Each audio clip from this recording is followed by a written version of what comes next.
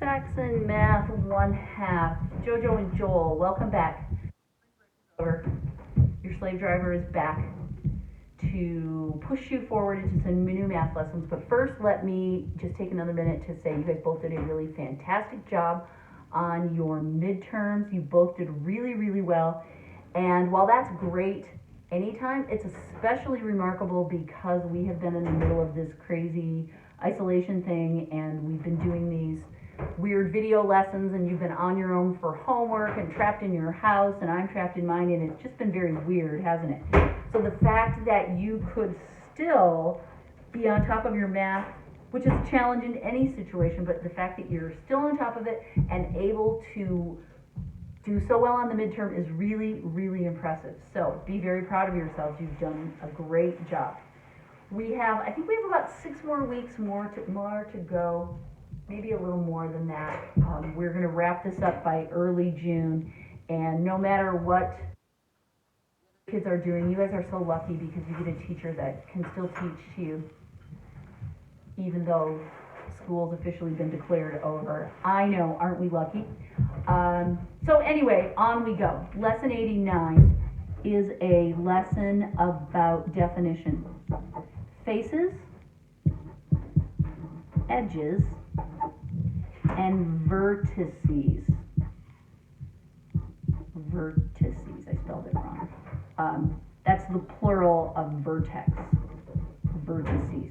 Okay, let's figure out what these I want you to do is draw for yourself. Grab some paper, a whiteboard, a crayon. It doesn't have to be fancy, but grab something to draw with right now.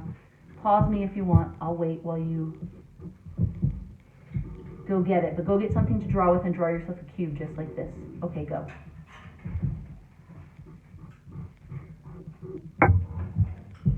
Okay, are you back? All right, I hope yours turns out perfectly. Mine got a little rough back here, but I fixed it. Just pretend it's perfect.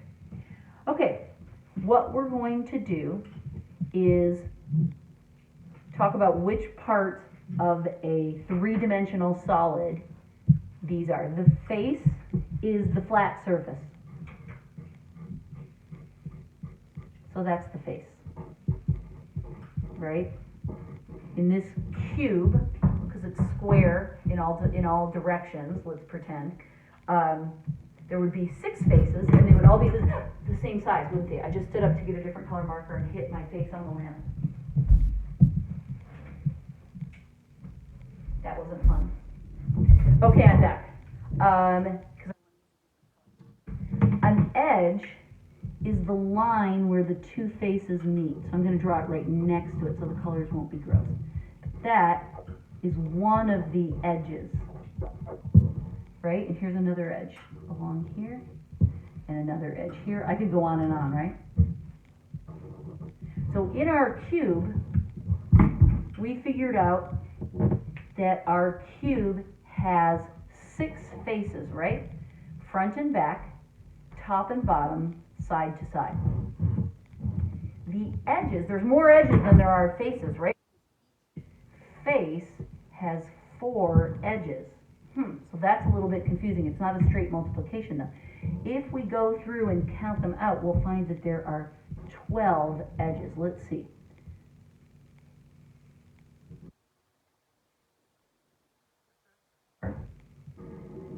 Right?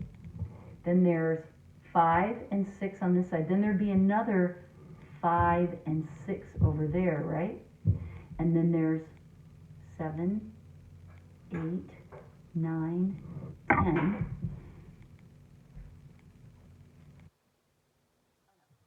I don't know how I counted.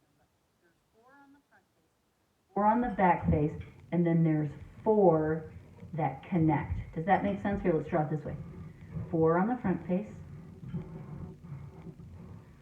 4 more on the back face, and then 1, 2, 3, 4. Ooh, pretend that's perfect. 4 on the back. That's a total of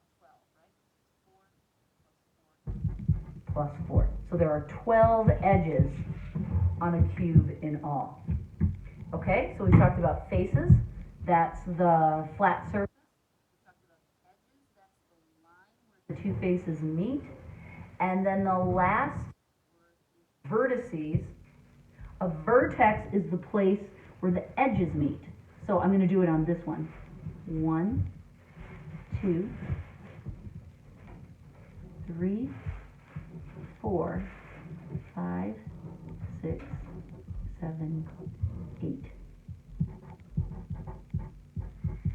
These are the vertices,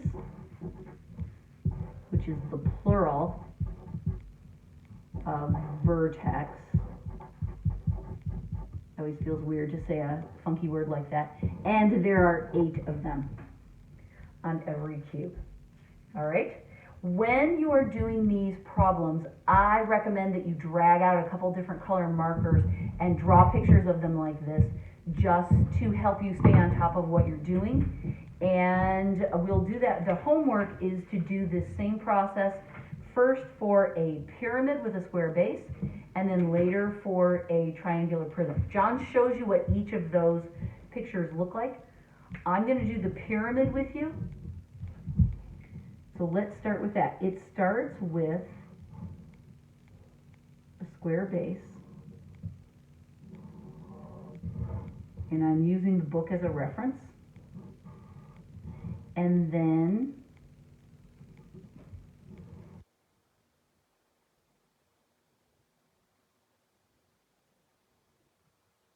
triangle flapping up from each of the 4 sides. Okay? So how many faces does it have? All right, there's this front face, and then the side, and then the triangle in the back, and then the triangle on this side, right? They're coming up from each of those 4 sides. And then there's the bottom.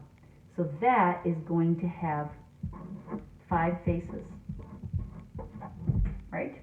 And if we wanted to, we could almost draw it, like pretend we took a box cutter and we cut down all of these triangular sides. What we would have, this is a slightly smaller scale version of it.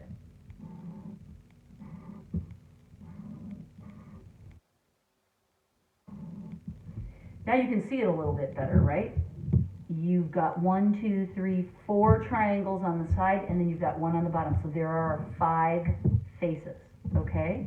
Let's count the edges. The edges are where the faces meet. Okay, so there's 1, 2, 3, 4 along the bottom, but then there's also 5, 6, 7, and 8. So there's 8 edges. And then the vertices are where the edges meet. So that's going to be up here at the top, and then along the 4 corners. 1, 2, 3, 4, 5 vertices. Got the T that time. I'm having a hard time spelling vertices. Some sort of mental block there. Okay, that is our lesson for 89. What I'd like you to do for the practice, I want you to do all of the practice problems this time, just because it'll be easier that way. This is what we just did. It's a pyramid with a square base. How many faces, how many edges, how many vertices, and then I want you to redo that problem just to warm up your brain. And then here is another picture. Same thing. How many faces, how many edges, how many vertices. All right? So do all 3 parts for both shapes. I know it's more work than usual, but it's drawing and it's colors and it's fun. Okay? That is lesson 89. I will see you for lesson 90.